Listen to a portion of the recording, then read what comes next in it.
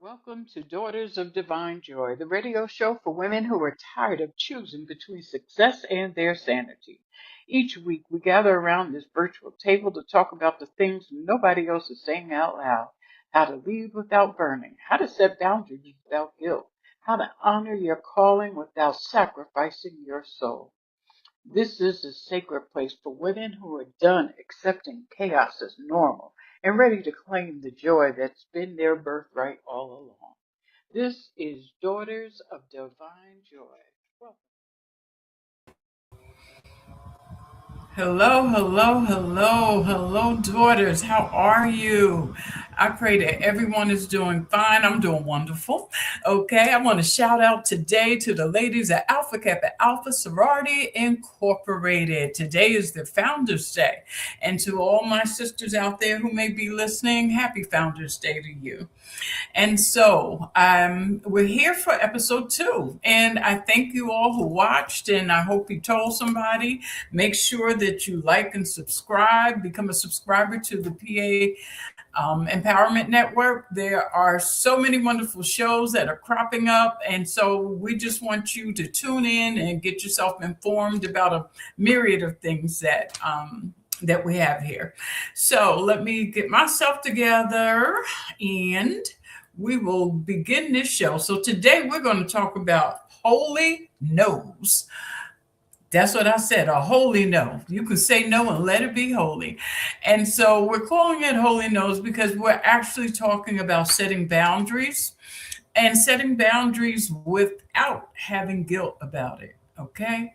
So let me tell you a little story. When I was younger, a bit younger, my mother would call me up. I lived upstairs from my mom, and she would call me up and she'd go, "Oh, I need you to go," always running an errand. And so I would be in the middle of doing things, and I had this guilt about not doing what she asked me to do when she asked me to do it. Until one day I was going to a concert or something, and I had tickets and I had to leave at a certain time. And she says, "Well, I need this now." I said, "Well, when did you discover you needed it?" She said, "Well, earlier today." I said, "Then you don't need it now. You needed it earlier today and you waited until now. So I can go get it later on when I come home. I'll stop at Lowe's. They're open all night. I'll stop there and get it, okay? And you can have it in the morning." She said, "Well, I guess I can wait till the morning." I'm saying to myself, I'm sure you can. And that's what freed me.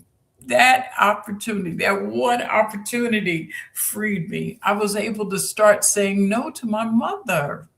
Okay. And I'm going to tell you another big feat of mine. I said no to my pastor. Yeah, girl, you can do that. You can do that.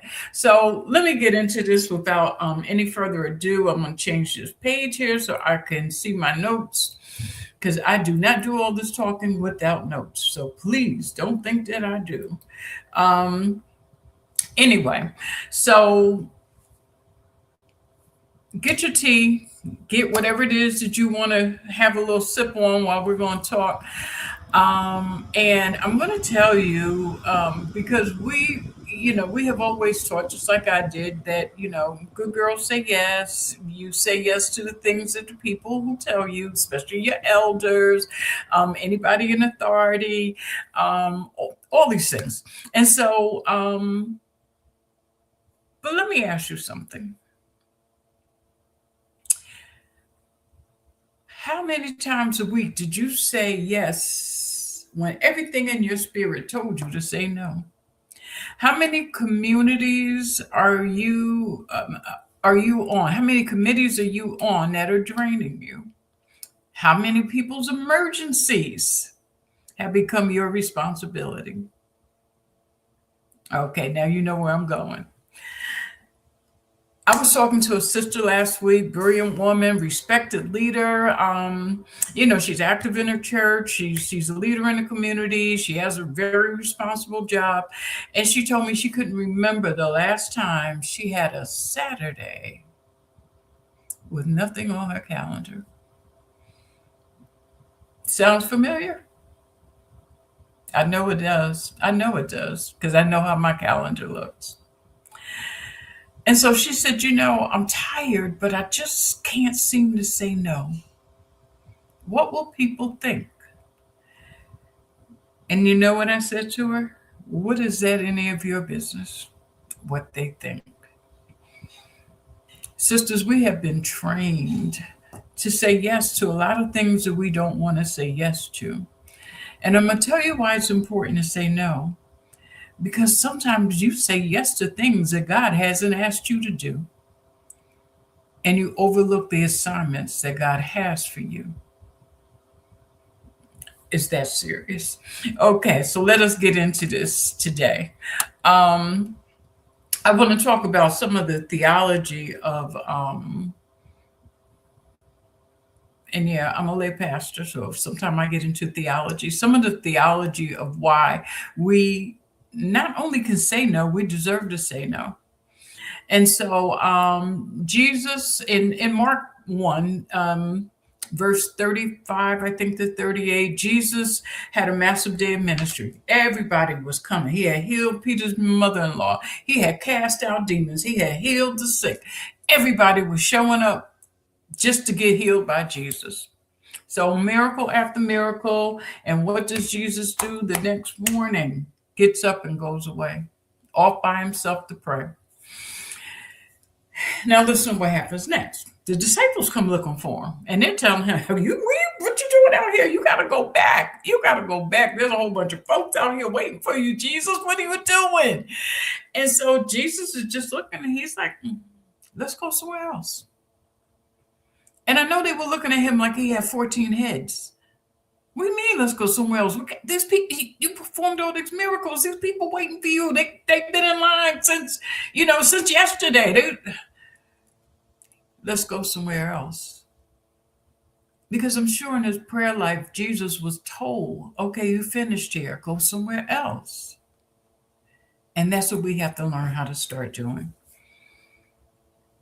You're not Jesus. And if Jesus had to take a break, why aren't you? That's the question for today. Your no protects your yes. And so that's why the no is holy. Here's what I want you to understand. Every yes you say to something, that's not yours to carry now. This is somebody else's yes. This is somebody asking you to do something for them. Every yes you give is every no that you're saying to something else. It's your time, it's your energy, it's your emotional capacity that you're giving. And these are finite resources. You're not going to have these forever to just keep giving and giving and giving. And you don't want your depletion to look like being in a hospital in ICU. You don't want your completion to look like having therapy on a couch. And there's nothing wrong with therapy, but go for your problems.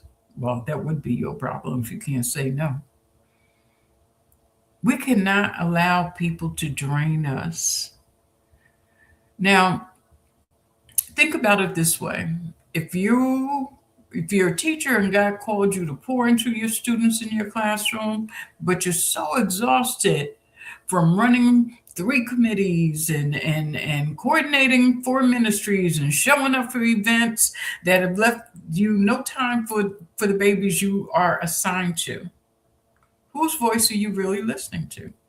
The one that called you to the classroom to teach, or are you listening to everybody else? We cannot just say yes and not think about what we're doing to ourselves, to our children, to our marriages.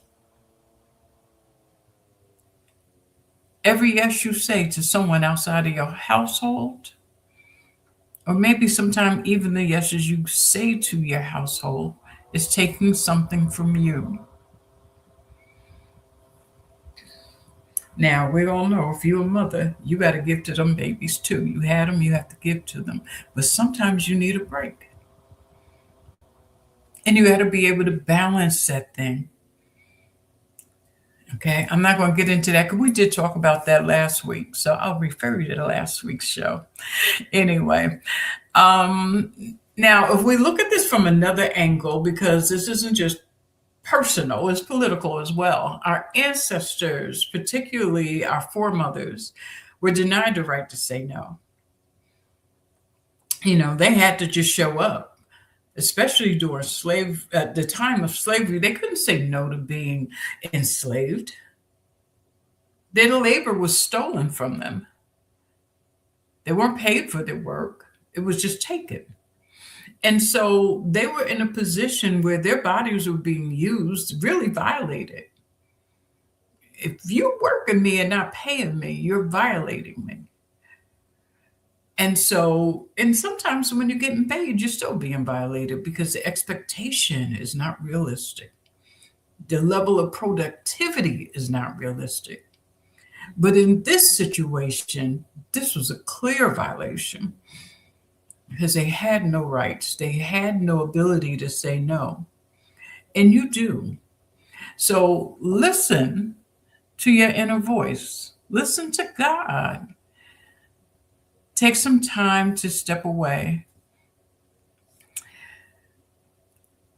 When you say no today to a demand that drains you or a request that doesn't align with your purpose, to expectations that maybe diminish your humanity, you're engaging in liberation work. It's the work of you being free to use that no without explaining, without a long dissertation of why, without saying, oh, I'm so sorry, I can't. You don't have to apologize for saying no. It's a complete sentence, actually.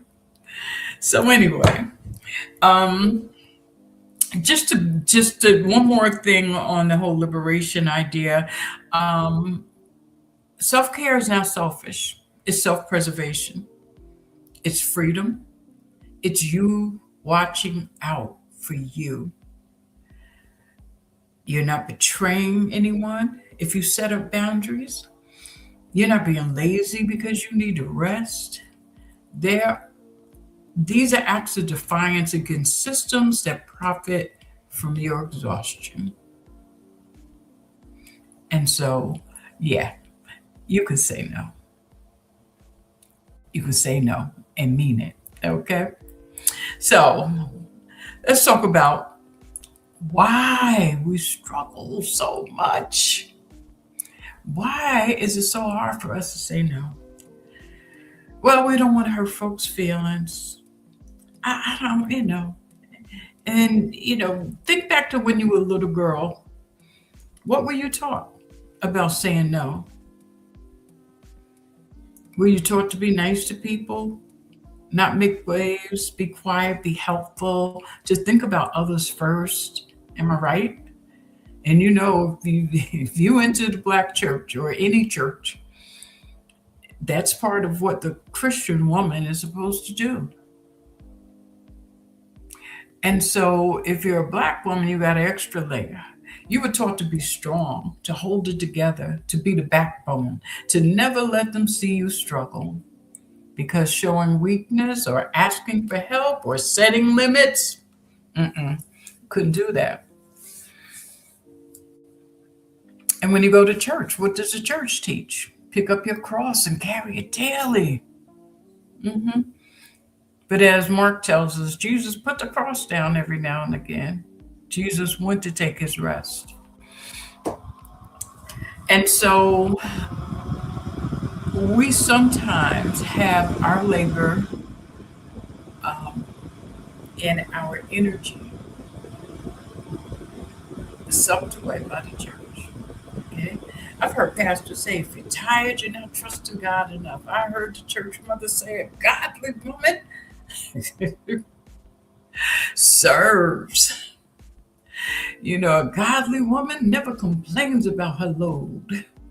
If I watch women collapse under the weight, I have watched women collapse under the weight of church work. I have heard children say, Every time the door is open, we're here at church.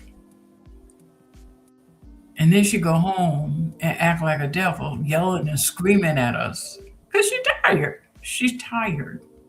She's tired. And instead of saying no to church, she's saying no to taking a rest. And so anyway, I'm not beating up on church, but sometimes we look at things and call it theology, but it's not. It's just more toxic dogma, I guess I can call it. Then there's fear and guilt. The twins, I call them. Afraid to say no, afraid of what people might think. You're afraid of what they're going to think about you. You fear that if you say no, people might not like you anymore. That you look at you and say that you're difficult or selfish or you're not a team player. You fear that they'll stop asking you. And then what would you be worth? That's a real one right there. Our self worth is tied, sometimes, it's tied into what we do for other people. And it's all right to do for other people, but not unto the point of death. Even if it's a spiritual death or a death where you get so you don't even want to do the things you love to do anymore. Okay. Um, and then the other thing we do is we confuse self-sacrifice with godliness. Okay. And this is where it gets tricky because we think that the more we give up, the more we suffer, the more exhausted we are, the more holy we must be. I'm going to let you chew on that one for a minute. But show me in scripture where God says that we have to burn out. Show me where that says that.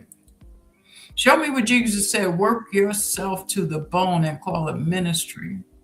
Show me where the fruits of the Spirit include chronic exhaustion. It's not there. So you don't have to show me. It's not there. Peace, joy, rest, Sabbath, boundaries, limits, work, rest, work, rest. That's a rhythm.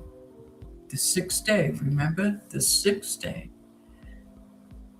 When God looked around and thought all the creation was good, the seventh day, God rested. God is not just a he. God rested on the seventh day. Okay? So don't blame me. You talk to God about that if you're unhappy with that framing. The goal is not to be a martyr. You can't do that. The goal is to be faithful to your calling, your actual calling. And nobody can tell you what that is because, beloved, when God called you, it was not a conference call. It wasn't a Zoom meeting. God called you, and others don't get to define what that calling is. Okay? So, what makes a no holy? I know you're saying, well, why is that holy? You know, said it's not in the Bible. I know y'all back there talking about it. It protects what God said yes to in your life. Okay, we all know that God has a purpose and a plan for our lives. But if you're saying yes to everybody else, you're actually saying no to that plan and that purpose. Let me say it again. Saying yes to everything and everybody is actually saying no to God. So that no that you say when people say, "Oh, I thought about you," because, honey, I know can't nobody do this like you. My plate is full. I know. Oh, thank you for that compliment, Sister So and So. Thank you for that. But my plate is full. I told somebody that this week. I said my plate is full, and they offered to pay for the event, the activity she was inviting me to belong to. I said, "Oh, it's not the money. The money is not an issue at all. I don't have the time. So there's no use in spending money to do something that I don't want to, that I can't do because I don't have the time to do it. My time is already parceled out for other things, and I can't do another thing. I can't do one more thing. And so she respected that, and I respected her for understanding. It wasn't, and it wasn't because I didn't want to do anything with her or any of that. I don't have time. Okay, time is very precious. So you preserve your energy for what matters, and what God called you to do, your purpose in life. That's what matters, and nobody can tell you that. Your energy is not unlimited. A holy no says, I'm going to spend my energy on that which I have energy for, what matters most. Okay? It's stewardship. That's what it is. Protecting your energy is stewardship. You only get a limited amount. So use it wisely, just like you would do your money. You wouldn't give all your money away to every person who asked, would you? And then have nothing for your household. Can't buy any groceries, can't make your mortgage payments, they having problems with your rent. You wouldn't do that. So why are you giving away your energy? Think about it. The next thing is that it honors the body God gave you when you say no. It means you're acknowledging that you're not a machine, you're a human being. You don't have to run 24/7 because you're not God. God rested on the seventh day, not because God was tired, but because God established a pattern. And we are to emulate that pattern. And so when you say no, when you give a holy no, what you're actually saying is that my body is sacred, my health matters, my rest is not negotiable. It says that I'm not going to sacrifice my well being for anybody else's convenience. These are some strong words that you need to say to yourself, sis, because that's what we do. That's what I did. I remember, I think I was 28 or 29, and I took a job working. I was a director of this organization, and we had a very small staff, and we served about 15 kids, but we served them diligently and hard. I mean, kids call 11 o'clock at night, I missed a bus. You help them get this little job, you're teaching them how to save money, you're involved in helping to raise them. Actually, these were foster kids. And so we're actually in the job of trying to help them be responsible adults. And so that job was not a 9 to 5 job. And I found myself so exhausted from trying to be everywhere and everything to everybody all at once. And that can't happen. And it got to the point where I was so exhausted, my work started suffering. And my supervisor said, "You don't seem as enthused about this job as you once were." And I said, "I'm tired and I need a change." I could have stayed there and changed, but I didn't know how to do that. So I left there and made the change. And it didn't happen all at once. It was eventual, because the change wasn't the job, the change was me and being able to say no. And so, um, the other thing I want you to understand is that your no creates space for your authentic yes, for the yes you're passionate about, the yes you're called to, the yes God set aside for you. And it allows you to step into the places that you're meant to be. It allows you to do the work that you're called and have the skills and the talents and the equipment to do. And so you're protecting your capacity when you honor limits. You're protecting yourself from what's not yours to carry, and only carrying those things that God has called you to. Okay? And this doesn't just mean for the church, but we have to help our children learn how to do things on their own.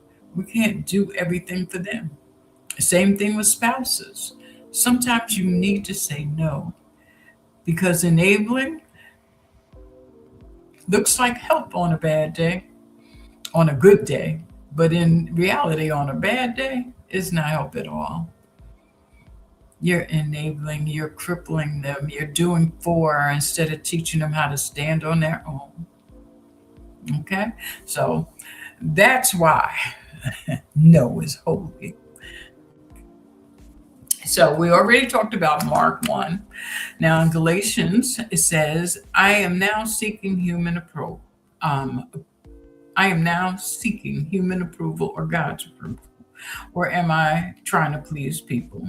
If I were still pleasing people, I would not be a servant of Christ. Galatians 1:10.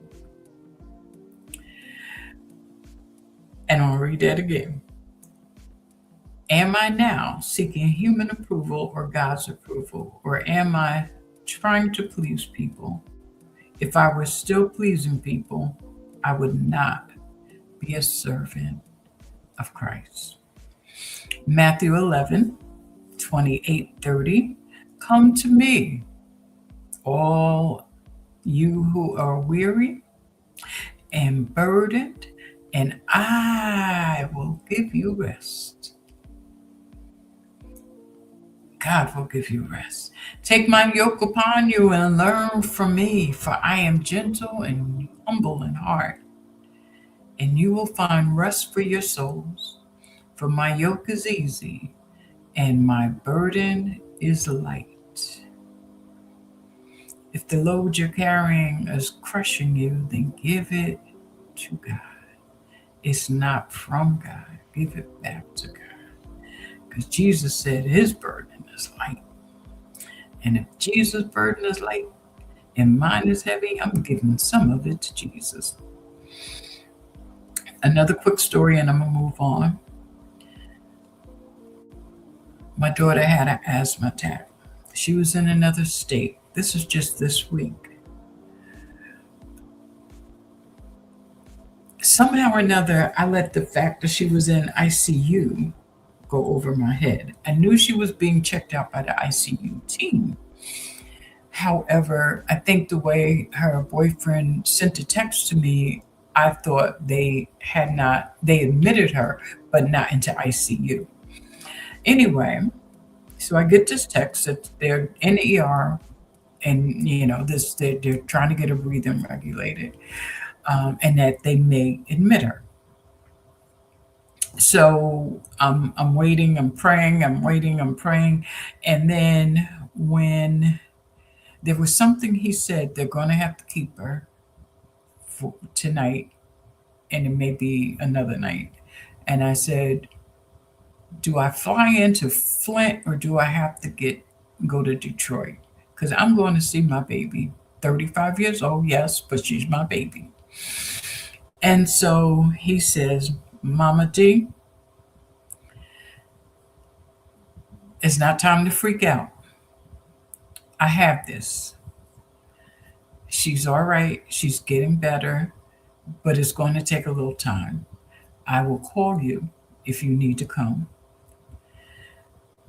Well, I guess I was getting ready to cuss this little boy out. Who do you think you're talking to? But God said, isn't that nice? She has a young man who can take care of her. And if they're going to be married and spend the rest of his life, he better learn how to do this now. And I just said, you know what? You're right. And I did not let go of wanting to be there, but I also knew I didn't have to be there. She was there being loved by someone, and I didn't have to go and take over. He was doing a great job. And so that was something, and she's fine. She's out of the hospital now. They let her go yesterday. And I'm grateful for the fact that they were able to handle this together. I didn't have to jump in and be mama to the rescue. And that felt pretty doggone good. And so let's talk about the holy no practice. Okay, I'm moving my computer up a little bit so I can see my notes on this. Okay, so here's what I want you to do this week. When someone asks you for something, your time, your energy, your presence, whatever it is, practice saying this to yourself. Does this align with what God has called you and called me to do right now? That's one question. Do I actually have the capacity for this? Or am I running on fumes? Am I saying yes out of joy or guilt? That's an important question. Will this add to my life or drain from it? Am I the only one who can do this? Or am I assuming responsibility that's not mine? If the answer is no, then practice these phrases. That doesn't work for me right now. That's all you say. You don't need to explain. I'm not able to take that on. Period. No, but thank you for thinking of me. That's my favorite one. I need to protect my capacity for my current commitments. That's basically what I said to the lady the other day. Oh, that sounds wonderful, but it's not my assignment right now. Okay? Those are words that you can say.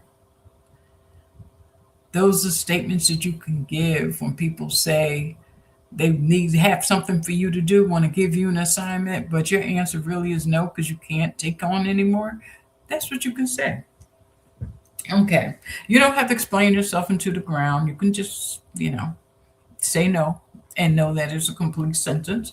But if you need a little more help, or yeah, keep it simple. Don't over apologize. No, I'm sorry. I'm just so busy. I feel terrible. I wish I could. Don't say that because that makes people think that they can keep at it and you'll break. Okay. Don't offer alternatives unless you really want to. Like I told you, I gave the alternative to my mother. I can pick it up tonight when I come home, or I'll get up early in the morning and go get it. You can offer an alternative if you really want to do it, but you can't do it at that moment. Um, don't let them negotiate.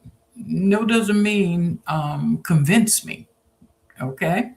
And the last thing is protect your reasons. Your reasons are for you, they're not for their approval. Okay. And you don't need them to say, "Oh, is that all? Well, you can still do this. That's nothing. You can do that. Why whatever." You don't need that. Okay. So I'm giving you some homework this week. Um, this week you're going to say one holy no. You only have to do one. This may be hard for some folks, so only do one. If you know that you're a doer, you're a giver, you are involved in a lot of things, just find one thing you can say no to. Maybe it's stepping down from a committee that drains you. Maybe it's declining an invitation that you don't want to attend. Maybe it's telling your family you're not hosting this year. Maybe it's turning off your phone one evening a week.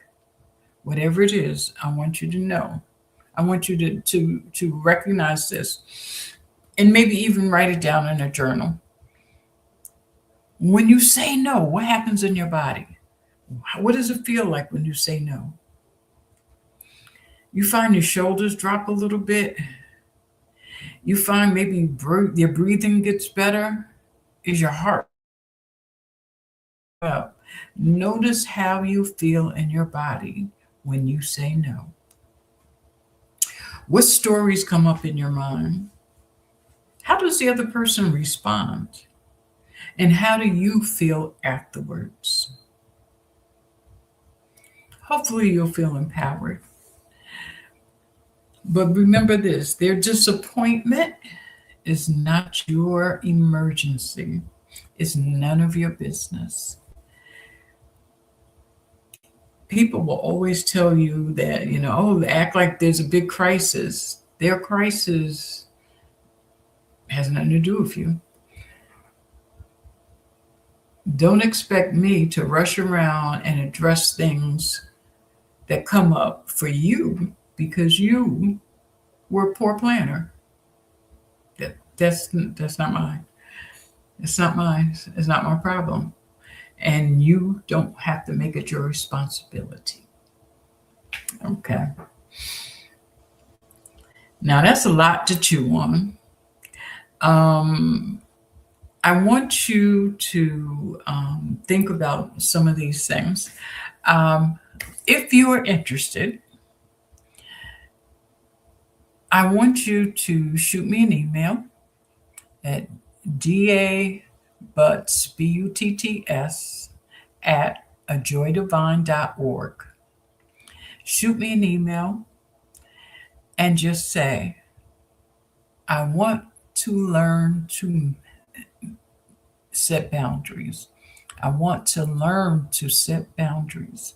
And I will send you a free digital copy of a boundary checklist that I developed. It's 12 pages. It is I have it here.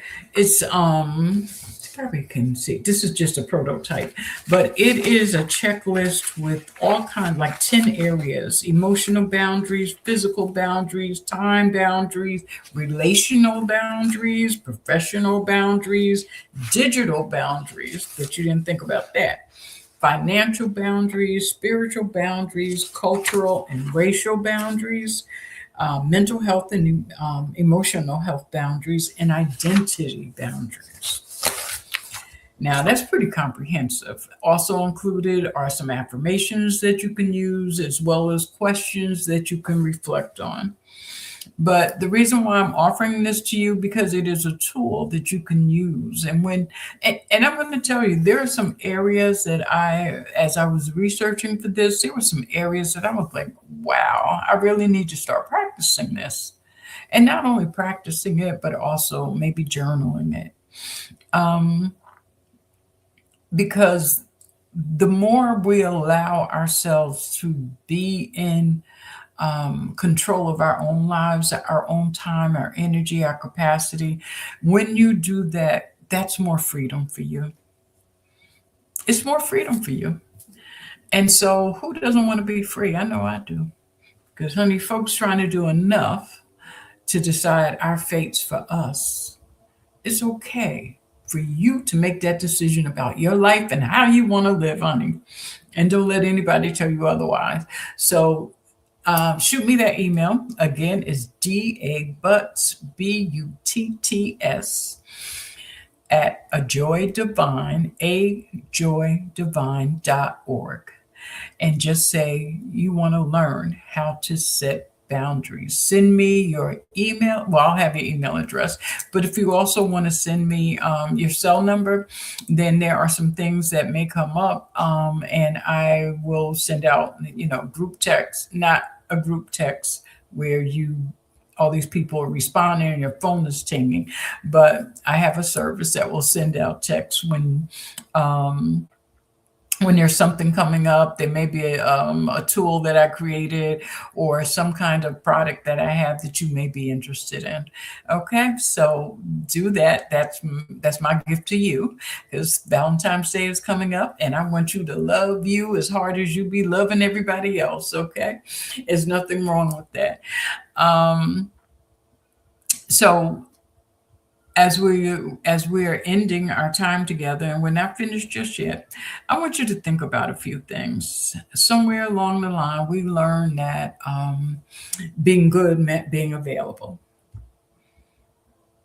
I want you to wrestle with those thoughts. I want you to really think about where that came from and learn how to reframe it. You don't have to be available to be good. Say yes for the things that you want to do that are going to bring you joy. Understand that being loved means having that being loving doesn't mean not having limits. Okay, because we learn that as well. It's not just being good is available. But if you are a loving person, you're not going to say no. No is not a bad word. No is self preservation. Um, and I want you to understand that some of the things that we've internalized is not the gospel. The gospel is that Jesus came so that we could have life and have it more abundantly. An abundant life requires boundaries, it requires rest, it requires the holy no. Okay? Your no is not selfish, it's sacred.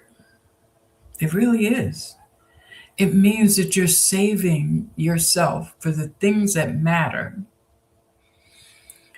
You're waiting to hear from God before you make the next step. You're waiting to hear what God has for you. You're not just saying yes to everyone and everybody, especially when there are people that we hold dear in authority, like the pastor, like your parents, like your sibling and family members or elders or someone in the community that you just can't say no to. Explore that. Explore why that is you can't say no to that person. And really search yourself and see what that is. Is it because of these messages that you've heard all your life? And if that's it, try to reframe that so that it works for you, so that you're not harming yourself. Because that's exactly what it is, self inflicted harm, when we're saying yes to everything. And when you do say no to what's not yours, create you create a space for what is yours. Okay, so that means you will have the capacity to handle what you could handle. It means you will find the time to be with loved ones and to laugh and to enjoy a good meal, to have that phone call with a friend you haven't talked to in too long. You'll have the time to do the things that you want to do and still do the things you're called to do. So I want you to be intentional about setting space for you to eat. I want you to hold on, I'm trying to check something here. Space for you to say yes to some things like rest. I want you to be able to say yes to your purpose. And if you don't know your purpose, that's going to be later on. To your health, to your family. And all of that is waiting for you on the other side of that holy no. So don't be afraid to use that this week, okay?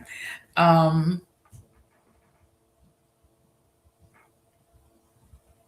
One of the things that as we work from week to week to week, well, y'all live in these mountains too, so sometimes the internet is going to play some games. So hopefully you've been able to hear me, and you've been able to hear me even if the screen freezes, because I'm still going. I don't really know what's going on the other side, or with the cable. So let's give each other some grace on that point. I also want you to know that there are other shows on the PA Empowerment Network. And I invite you to come and listen to some of the conversations around politics, mental health, and other issues of today and of today's time. So please just go to YouTube, put in PA Empowerment Network, and you will be able to find the shows and the times that they are listed.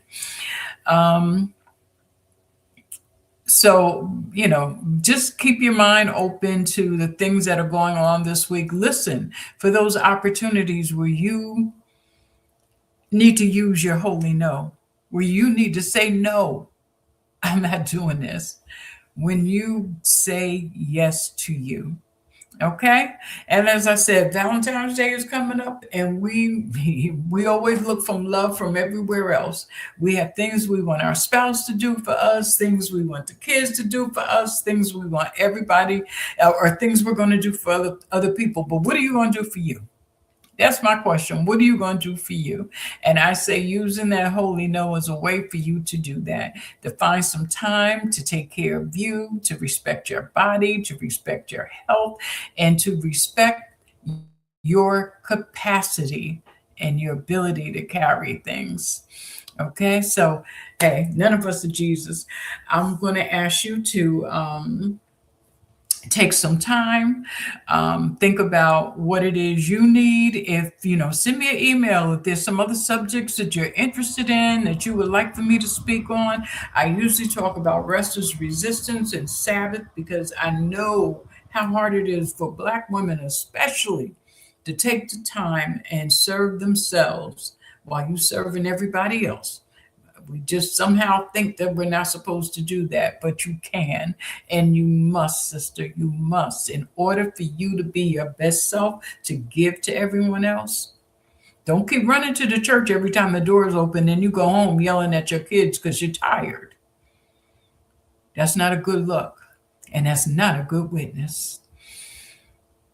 I'm not always going to put everything in a theological frame or talk about the scripture when I talk. Um, because I know that's not everybody's life, but I also know it is a part of life. And sometimes the church is an area where we have difficulty. So I want to bring it, I'm going to talk about it because I understand that. And for those of you who have had church hurt, I understand that too. But don't let your church hurt get in the way of your relationship with whatever higher power that you believe in, because it is about your relationship with God, or with whomever you call God, and whatever name you use for God, the universe, the spirit, the creator. That's the relationship you seek. And so I'm going to wrap this up right now. I'm going to ask y'all to remember you're deserving, you're worthy, you are a daughter of divine joy. Okay. And so I want you to um, take this as permission to say no, to be healthy, to be whole, and to be well. Be blessed, y'all. Take care of yourself, because if you don't take care of yourself, you cannot pour from an empty cup. And we've all heard that expression, but I want you to really, really live into it. Make sure you save some of you for you. Amen. Amen. Good night, y'all. Send me an email. Bye bye.